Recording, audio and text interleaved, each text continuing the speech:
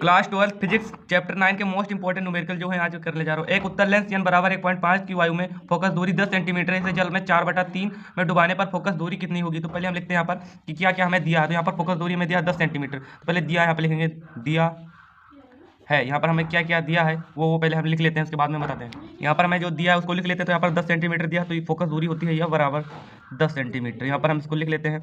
उसके बाद में क्या दिया है यन बराबर क्या दिया हुआ है, अपूर्णांक को लिखते हैं यन से। तो यन बराबर दिया हुआ है 1.5 सेंटीमीटर यहाँ पर दिया हुआ है, इसको हम लिख लेते हैं। उसके बाद में यहाँ पर एक सूत्र लगता है तो यहाँ पर लिखेंगे प्रथम स्थिति में। यहाँ पर लिखेंगे प्रथम स्थिति में। यहाँ पर लिखेंगे प्रथम स्थिति में। यहाँ से चलिए आपको दिखा देते हैं। तो प्रथम स्थिति में लिखेंगे, यहाँ पर एक सूत्र लिखता है 1/f, इसको आपको याद कर लेना है। 1/f n-1 1/r1 minus 1/r2। ये सूत्र, ये मोस्ट इंपॉर्टेंट सवाल है। ये आपके लिए बोर्ड एग्जाम में 2025 बहुत ज़्यादा पूछे जाने वाले मोस्ट इंपॉर्टेंट सवाल हैं ये।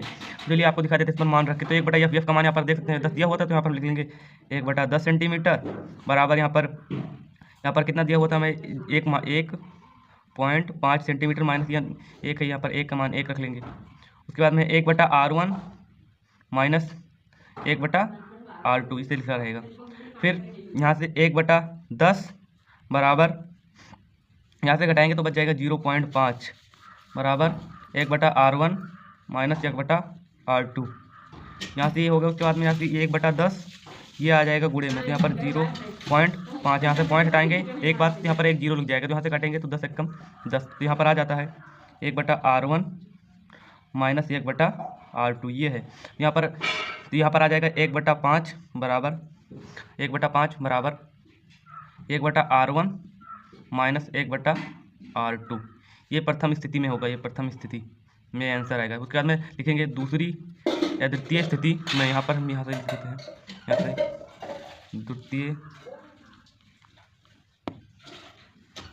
से लिखते हैं द्वितीय स्थिति में।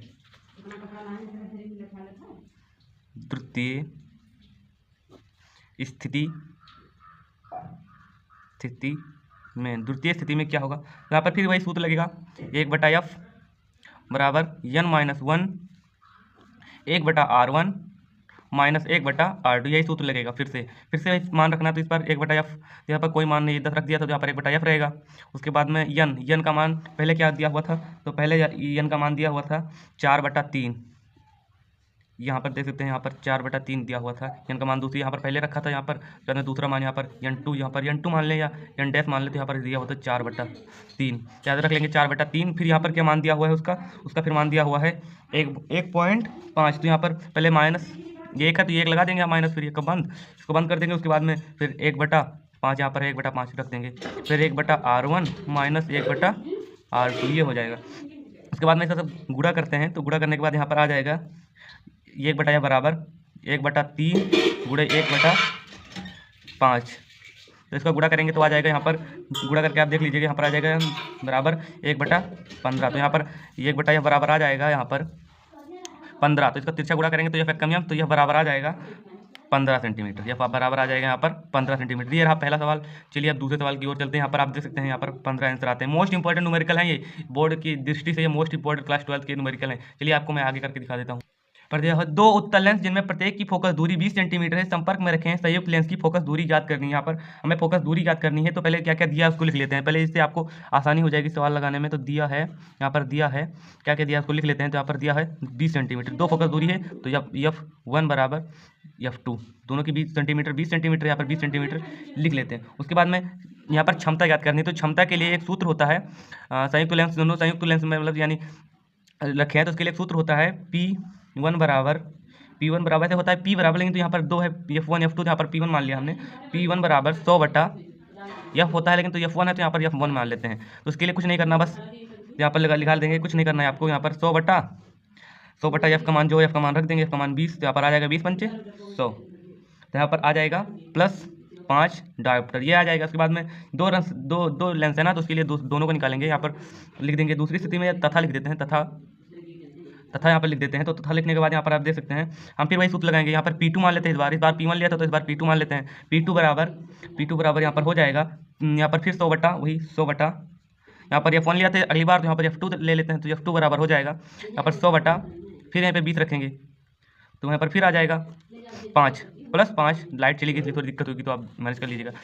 5 2 पर दोनों मिलाकर यहाँ पर 5 आंसर आ जाते हैं। अब इनको दोनों को दो संपर्क में रखें तो यहाँ पर फोकस दूरी यहाँ पर दिया हुआ है, तो इसको हम जोड़ देंगे। यहाँ पर एक सूत्र और लगता है, यहाँ पर लिख देते हैं, पर एक सूत्र और लगता है, P बराबर P1 + P2। तो P बराबर P1 का मान कितना था +5 डायोप्टर और P2 का मान कितना था 5, तो दोनों को जोड़ेंगे तो यहाँ पर P बराबर आ जाएगा 10 डायोप्टर + 10 डायोप्टर। ये इसका मान, ये रहेगा इसका आंसर। अब चलिए तीसरे नंबर सवाल की ओर चलते हैं।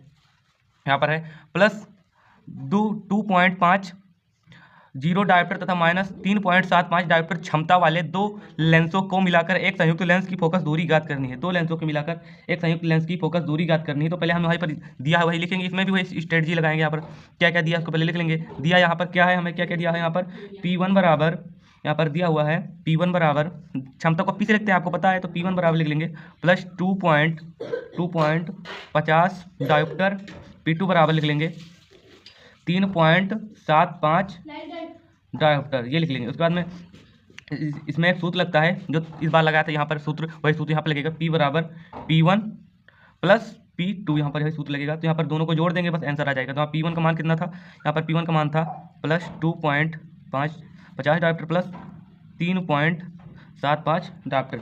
इन दोनों को अगर हम जोड़ेंगे तो आ जाएगा कुल मिला के बराबर आ जाएगा यहाँ पर -125 डायोप्टर, यहाँ पर ये आ जाएगा। उसके बाद में फोकस दूरी ज्ञात करनी है, तो यहाँ पर फोकस दूरी निकालने के लिए एक सूत्र हम लगाएंगे, यहाँ पर लगाएंगे फोकस दूरी ज्ञात करने के लिए एक सूत्र यहाँ पर लगाएंगे, फोकस दूरी के लिए एक सूत्र लगाएंगे यहाँ पर हम 100 बटा P, ये सूत्र लगे फोकस दूरी निकालने के 100 और बटा P का मान यहाँ पर हमें लगाना है, तो -125।